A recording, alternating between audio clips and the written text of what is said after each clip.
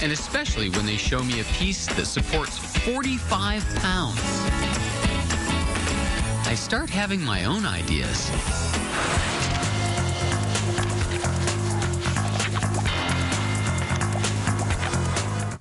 That's awesome, actually. David Pogue, everybody. David Pogue.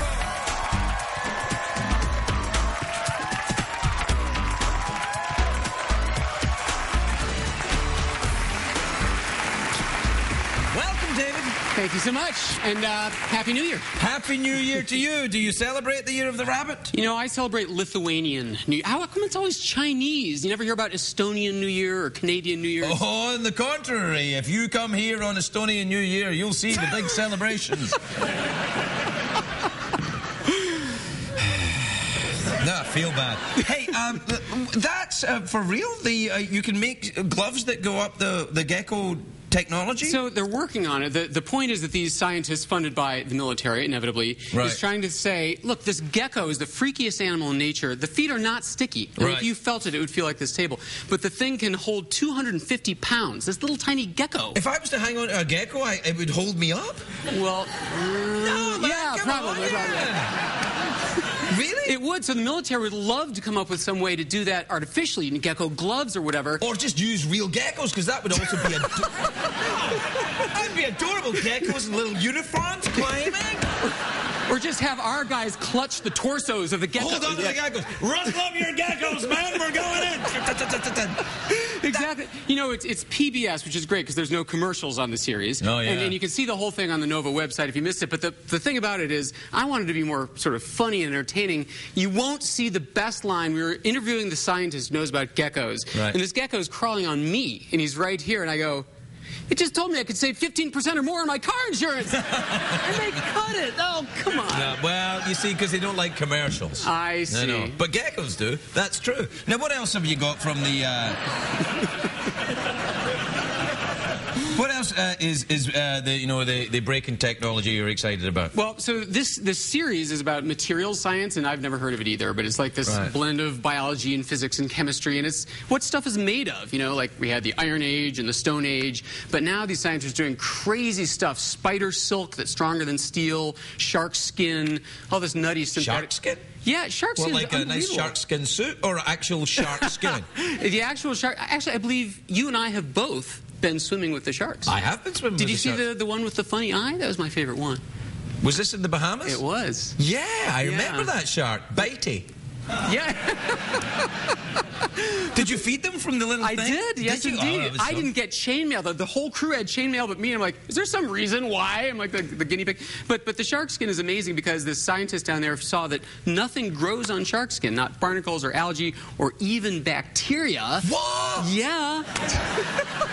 Why does bacteria grow on shark skin? Well, no one knew. So the guy looks at it under the electron microscope and he sees that the shark's skin is covered with these infinitesimal little grooves and channels, and like one bacteria can wedge in between, but it sends like a text message to the other bacteria that says there's no room for a colony. Go somewhere else.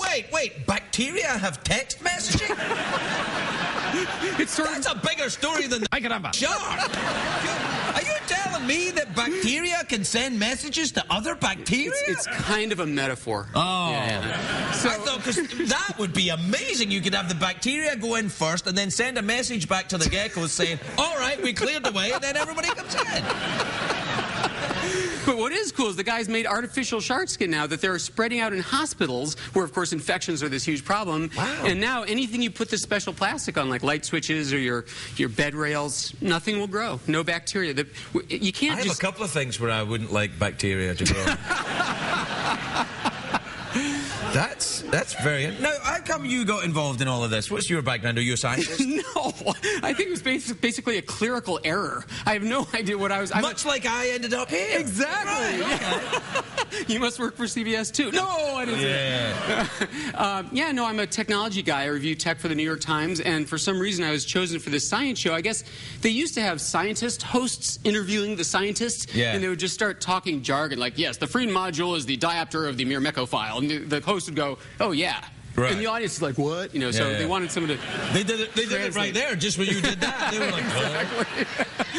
But so I guess they wanted someone who could sort of translate, used to translating for the audience. But they wanted it really experiential. They didn't want like labs. I mean, in the last 18 months, I went hang gliding, swam with the sharks, fired an AK-47, landed on an aircraft carrier, went riding in a demolition derby car with no seatbelt. Wait, what's scientific about that? I mean, it's awesome fun, but why would it be scientific? It's all about ratings. Oh, yeah. I wouldn't know anything about that. Crikey. I stopped giving a crap about that years ago. You know, the minute I found out that Jay Leno got canned and he was the #1 in the late night wars, I was like, clearly having a big rating works against you. So, that's when I sneak in. You're doing an excellent job. Thank you very much. But how did you write the tech for the New York Times? Were you a scientist before that? Is that why you did it? No, that too is sort of a mistake. I used to be a Broadway conductor. I understand you have a theatrical career as well. Well, only in a metaphorical sense in that I'm sort of gay. Wikipedia says you did theater in London. I did theater, yeah. No, I did a little bit of theater. And everything Wikipedia says is automatically true. True. So. My third nipple and I play the harp.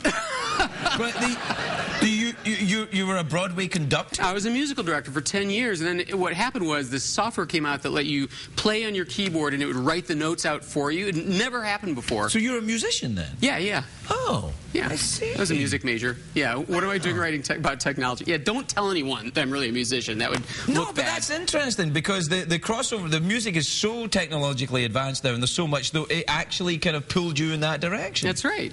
So I wanted this music software, and it was $1,000, and this computer club newsletter editor said, you know what you do? Write a review of it, and you get to keep the software. So I'm like, that's the job for me. I think I'd like to write a review of some new cars. Could I do that? Like, if I say a car's good, can I get the car? No, you know, I can't. If you hadn't spit, I would have given your name to the New York Times guys. They would have been happy to have you. No, they ruined it. They wouldn't let me anywhere near the New York Times. I didn't go to college. You got to have a college degree to write for the New York Times, man. I was a music major. What am I doing writing about technology? Yeah, that's true. You're right. All right, I'll take a column, New York Times. But the show looks fascinating, though. I'm very, very interested in looking at. When's it on again? It's on Wednesday nights, and there are only 4 episodes. It's 1 hour each. By the way, funded by our government. Your tax dollars at work. So they do good work, that government. So you work for me, technically. Indeed, I do. Can I scratch your shoulder blade, sir? No. So lower. This is a racy show. It's a pretty racy show. Yeah, it's late at night. Nobody's watching. So. No, it's good. Listen, the show is fascinating. It's really lovely to meet you. David Pogue, everybody.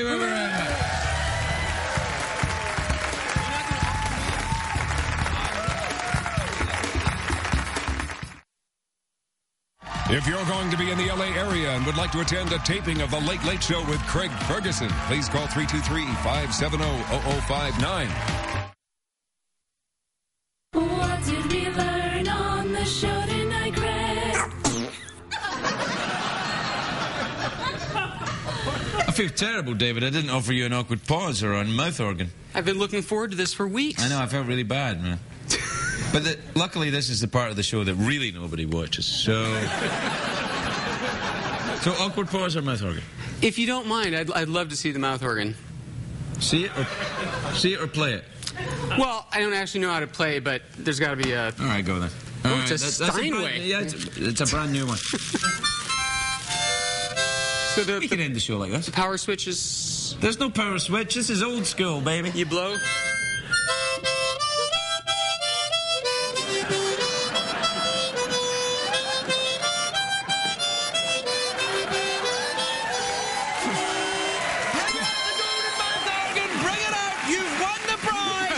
Yep, you got it. No, whatever you can play, bring it out. There you go. Oh, my God. The golden mouth organ, presented to those who can actually play the mouth organ. Given only once before, take and blow that organ wisely. David Pogue. Good night, everybody.